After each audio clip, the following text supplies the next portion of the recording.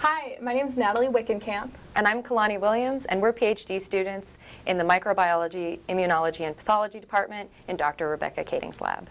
We're also both Africa Center Graduate Student Research Scholarship awardees for the 2022 to 2023 year.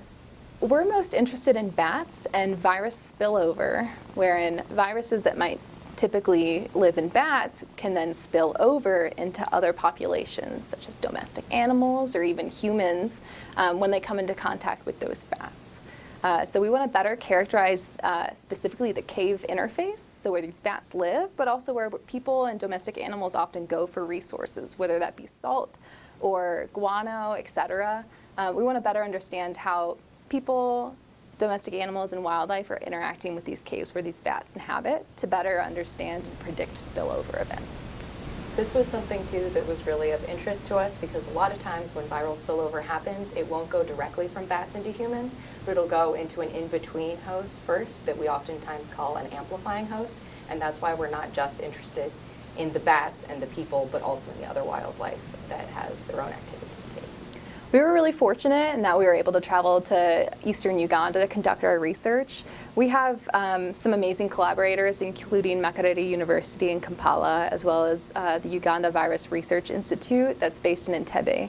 And so with members of their team, we came together and we went out to the Mount Elgon region of eastern Uganda, where we then sampled hundreds and hundreds of bats to see what viruses they might have. The scholarship that we received through the Africa Center was really fantastic because it allowed us to purchase equipment to then set up camera traps in each of these caves. And those camera traps will take pictures when there's movement in front of them, even when it's dark. And so we were able to see what nocturnal wildlife, domestic animals, and other cave denizens were using these caves during the time that we were there. These camera traps have provided a wealth of information so far. We've found some pretty cool animals. We've identified hyrax species, genets, mongooses, giant rats, as well as African civets so far on these camera traps. Some of the animals we've actually been able to confirm via molecular identification using their feces. And we're still parsing through a lot of the data on the domestic animals that are also using these caves and potentially interacting with the bats. One of the challenging aspects of working with camera traps in these areas is that we want to make sure that we request permission from cave owners before we put these camera traps in the cave, and that them and everyone else in the community understands what these camera traps are being used for. So we want to make sure that people know that we're really only interested in the wildlife and not in people, and that any photos of people that are accidentally taken are deleted immediately before the data is even processed.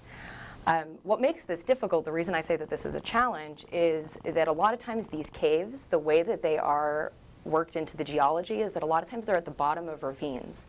And so the property that people owns will a lot of times be these strips of sort of land that sort of ends in the ravine, because people are interested in land as farmland and not so much in the ravine itself usually. So these caves often ended up being on the dividing lines of people's property, and they've never really had to consider which side of the line the cave is on. So we have had some complications in the past with figuring out who exactly the cave owner is and realizing that these are sort of complex areas in terms of land ownership. Personally, I've always been really interested in organisms inside organisms and the complex systems that creates. So I actually used to work in parasites, and now I'm working in viruses just because I think, yeah, organisms inside other organisms are so interesting. And specifically this project was really interesting to me because it focused on spillover of viruses from bats into other species, and it's using a very holistic approach to look at that from so many different points of view and using so many different technologies that were out there. So I was really impressed with the work that this lab was doing and the approach that they were taking, and I wanted to get involved. In terms of experiences that have led me to this career path, I found myself, much like Kalani, I was in a parasitology lab in undergrad, and I loved the complexity of organisms that used multiple hosts to sort of continue their life cycle. I loved the complexity and also these interactions with multiple species. Since my undergrad degree, I've been able to do some work in Mexico, Madagascar. I lived for a year in Mongolia doing disease surveillance. And now I'm back in the US and trying to really better understand not just what wildlife out there has, viruses or bacteria or even parasites, but more specifically, how are they interacting with each other, or how are viruses moving through wildlife populations? In terms of advice for other people starting graduate school, I would say that it's really important to not sweat the small stuff and focus on why you were interested in grad school in the first place. It can be really easy to feel like you're being spread too thin in grad school, and I think something that's been really important for me is trying to make sure I'm aliquoting my energy into the places and the things that I care about the most, and that's helped me a lot in avoiding burnout and things like that, is to just be really cognizant about making sure my energy is going into the things that I really care about. I absolutely agree. I would also add on, just for people who, field scientists or anyone who's doing field work, you can make the perfect plan. You can have that, you have your supply list, you have everything that's going to happen in your process. You can make the perfect plan, and it's not going to go well. It's not going to go the way you expected. Don't sweat if something doesn't go well, right or well the first time. Be resilient.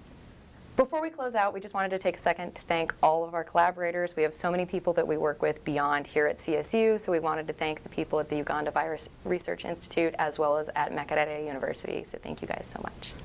We also really want to thank the Africa Center at Colorado State for their generous scholarship. This actually allowed us to get these images of the wildlife that we would not have otherwise. It's valuable data that we're still really interested in exploring, and we really appreciate the funding that came from the center.